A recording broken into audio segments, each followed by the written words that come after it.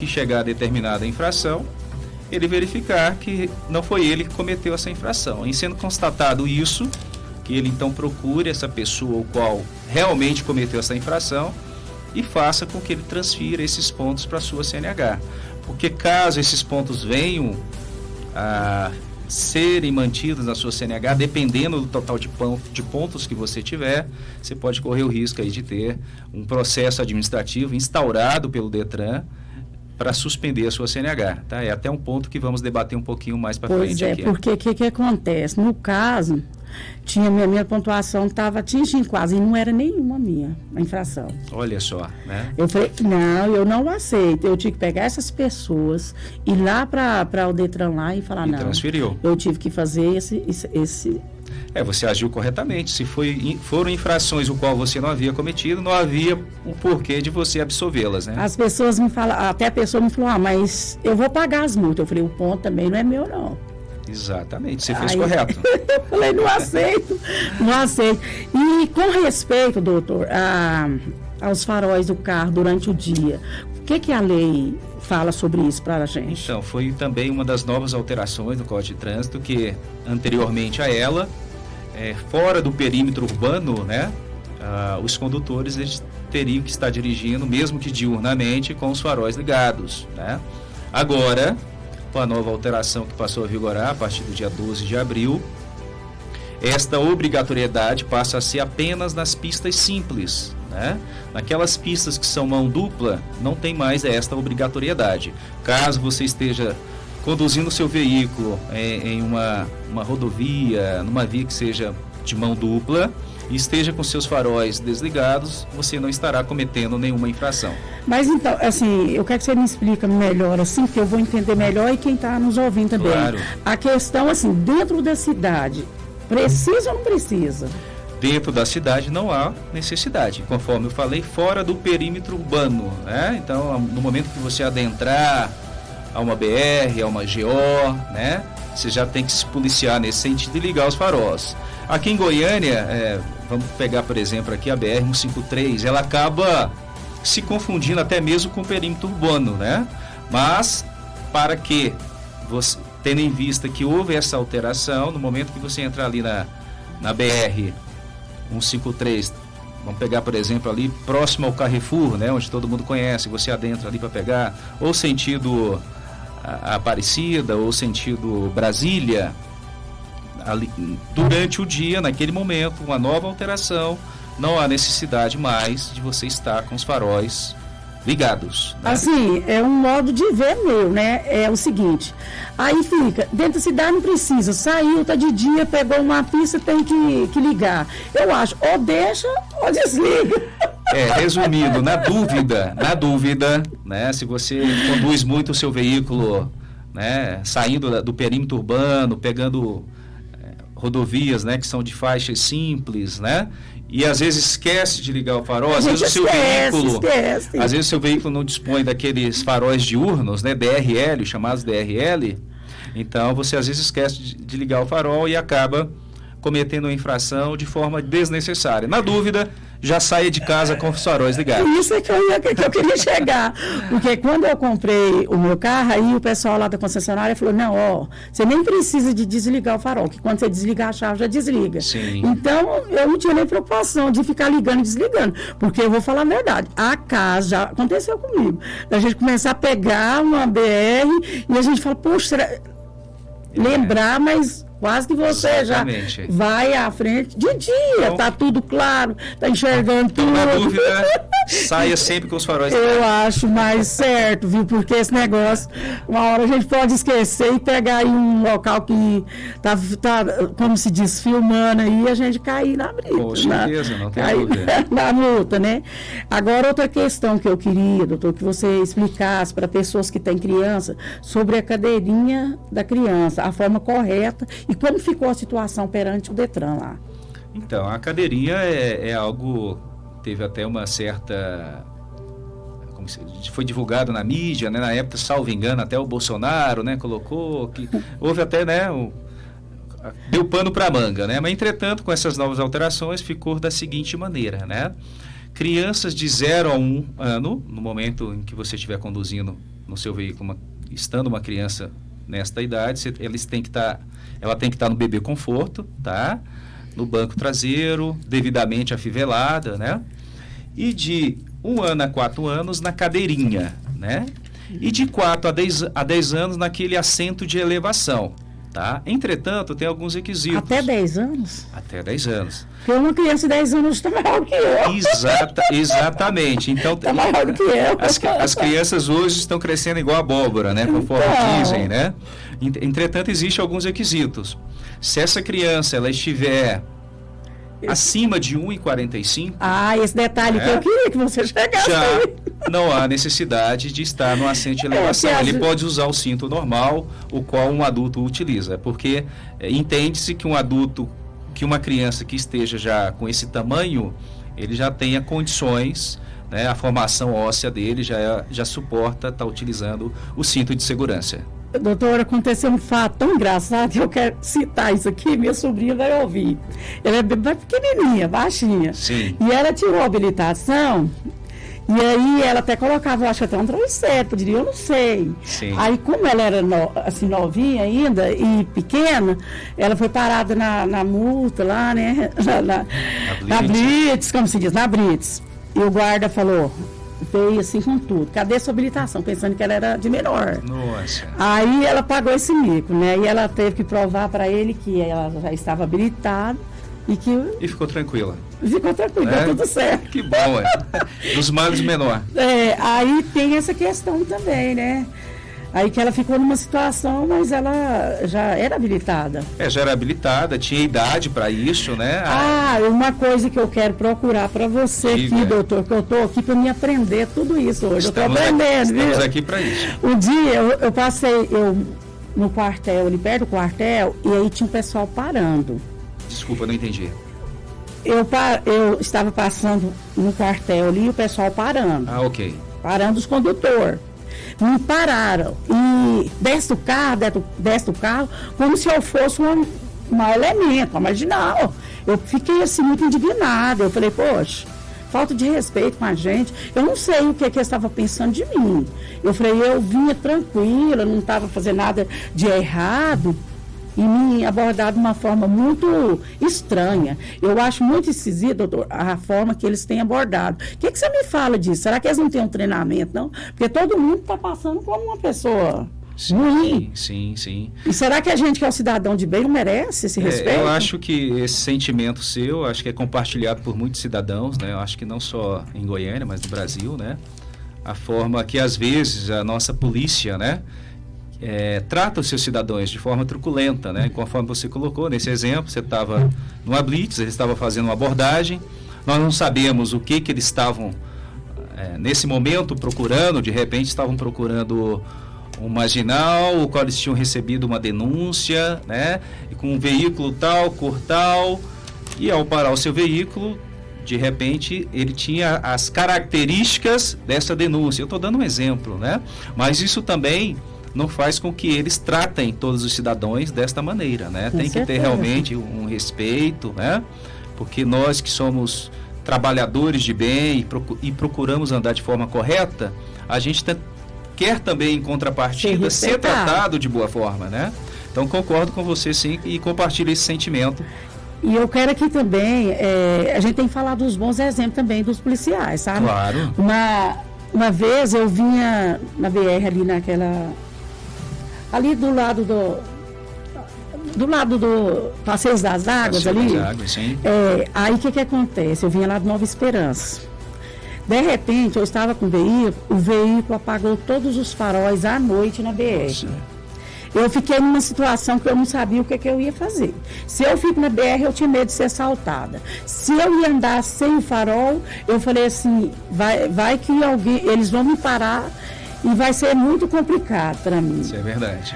Aí eles me deram o sinal para me parar. Eu parei gentilmente, né?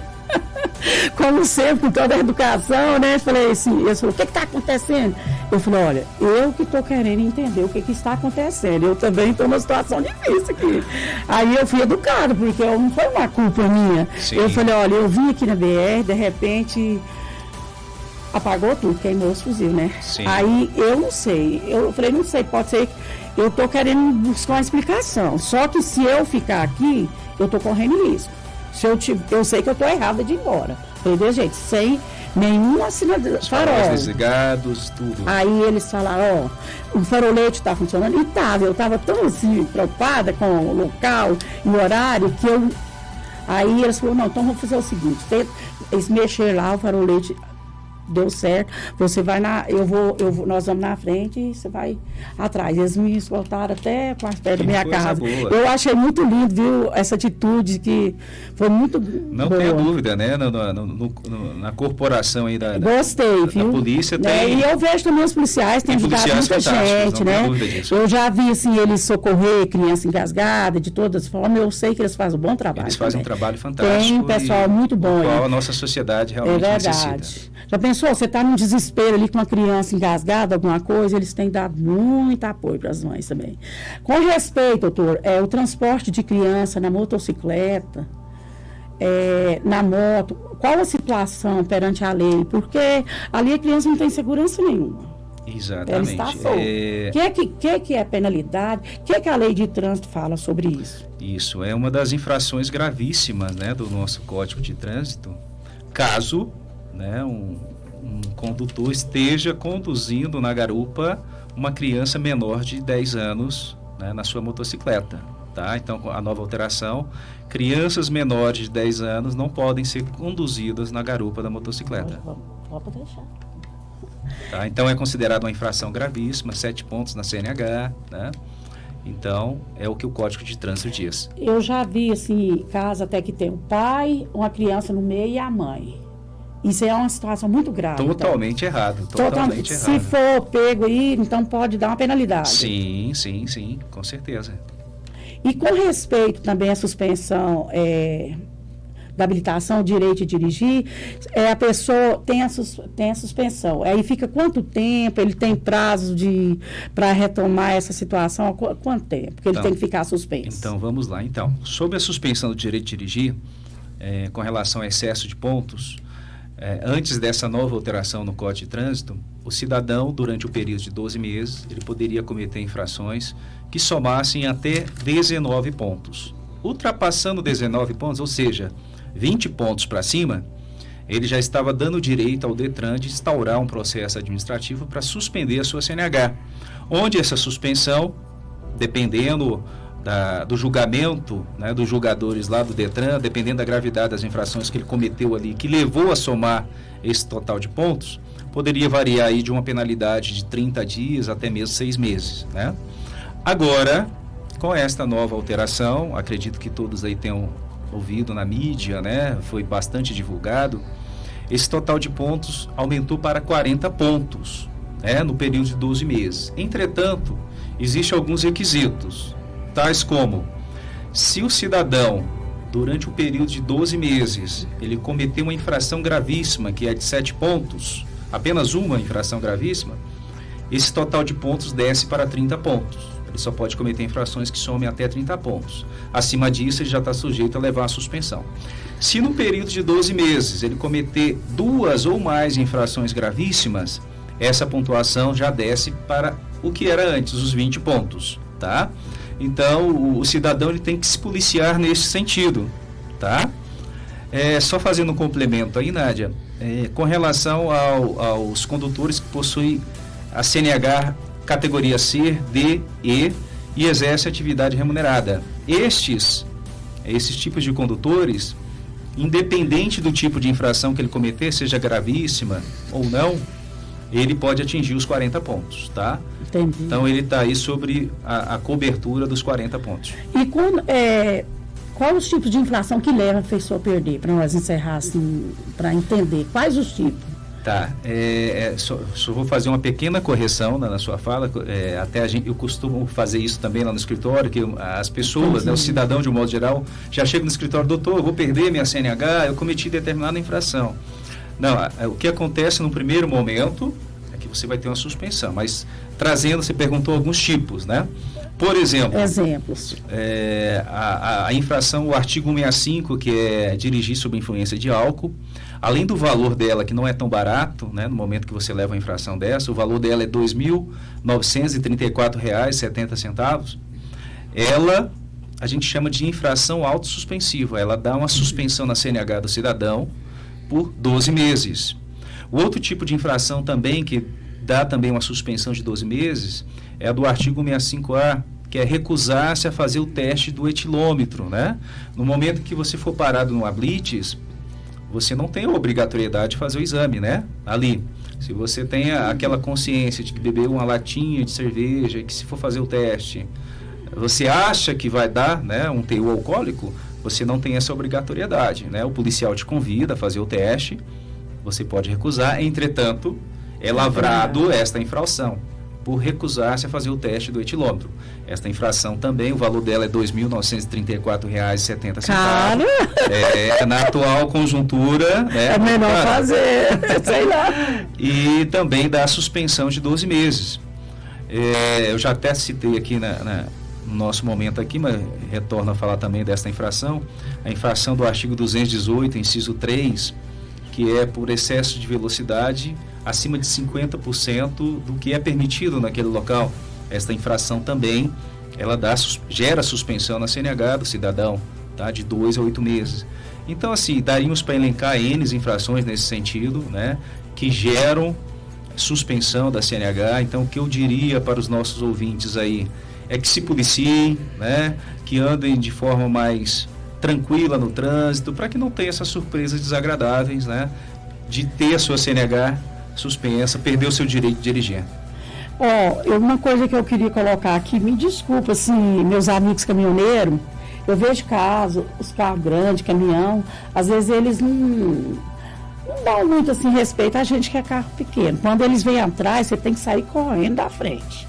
Porque eu já vi casos, já ouvi, né? Não vou falar que eu ouvi, porque eu não vou, de pessoas que até atropelam e correm, doutor.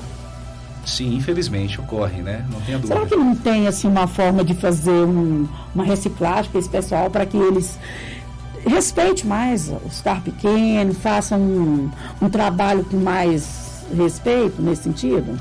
Sim, entramos novamente naquela questão, né? Educação do trânsito, né? O Código de Trânsito fala também, né? Só pegando o gancho aí da sua pergunta, Nádia, que os maiores devem cuidar dos menores, né? Então, gradativamente, o ciclista tem que cuidar do pedestre, o condutor de um veículo pequeno tem que cuidar do ciclista, e o caminhoneiro, que é um carro muito maior também, tem que cuidar do carro menor. Então existe também... Mas só que não tem, doutor. Infelizmente. E é aquela coisa que teríamos que entrar aí na educação no trânsito. A questão também das motos, né? O que acontece? Eles acham que é pequeno e sai fazendo coisas absurdas. Por isso que anda morrendo muito motoqueiro. O que o senhor diria para esses motoqueiros agora? Bom, e a esses motociclistas aí que estão nos ouvindo, eu diria que tenham mais consciência no trânsito, que dirijam com mais cautela, né? Porque são vidas, né, que estão em jogo. No momento que você está com seu veículo, seja ele uma motocicleta ou um carro normal, ele é uma arma no trânsito, né? E podem vir a matar, tirar vidas. Eu moro num setor, tem uma avenida lá, o pessoal desce, avenida que está transitando gente toda hora, de todo jeito. Eles descem lá, parece que está numa pista de corrida. É um absurdo isso no trânsito, doutor. Então, acho que isso aí precisava de ser. Precisa mesmo, realmente. Precisa. Através da nossa comissão de trânsito, vamos tentar aí fazer um trabalho aí, juntamente com o Detran, com todos os órgãos públicos, tentar conscientizar, né, essas pessoas, né, para que possam, né, trafegar de forma melhor no trânsito, correto, que tenha uma conduta melhor, né, que vai ser bom para todos, né? Faixa de pedestre mesmo é um problema também, porque muitos motoristas não param. Infelizmente, nós não temos essa educação, né? A palavra-chave é educação. Só para encerrar, agora tem que encerrar mesmo. Isso, está ótimo. A questão, um dia eu me lembro que o sinal abriu para mim e o carro tinha que parar. Ele estava tão embalado que ele não conseguiu parar. Se eu não tivesse muito atenta e ligada, eu poderia ter sido atropelada. com o sinal fechado pro carro. Fechada. Então, isso aí, eu queria que o senhor desse uma advertência para esses motoristas aí, no sentido deles ter mais respeito um pouquinho. Deixa uma palavra para eles aí, doutor. Exatamente. Senhores condutores, sejam eles de veículos pequenos, motos, né, de um modo geral, vamos ter mais respeito no trânsito, né? Vamos ter mais respeito com o cidadão, no caso o pedestre, né, que é a parte mais vulnerável ali, né? Para que todos nós possamos chegar nas nossas residências, poder abraçar nossos familiares, né? Não só eles que são condutores, né, do veículo, como principalmente os pedestres, né? Que num acidente de trânsito vai via óbito, né, infelizmente, e vai estraçalhar famílias, acabar, né? Com a vida das Exatamente. pessoas. Na Independência mesmo, morreu uma mulher grávida, morreu ela, uma criança, e com o neném na barriga. Olha só que tragédia, né? Diz que estava numa velocidade tremenda essa condutora. Muito triste, né? Saber, tanto que... Triste para quem veio a falecer, triste para a família, né?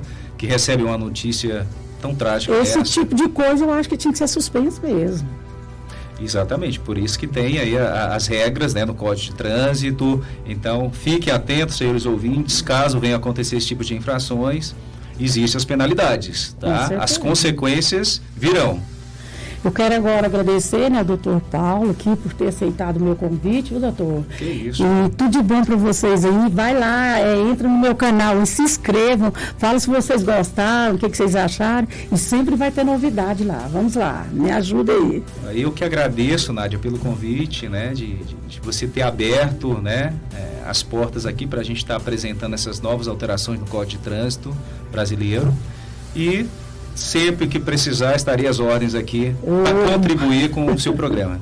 Nós vamos precisar sempre, né, gente? Então deixa um ok lá para nós. Fala o que vocês acharam para o doutor voltar. Obrigado.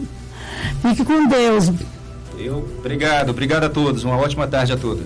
Educativa Solid. Educativa Solid. A rádio que traz uma nova solidez de vida para você.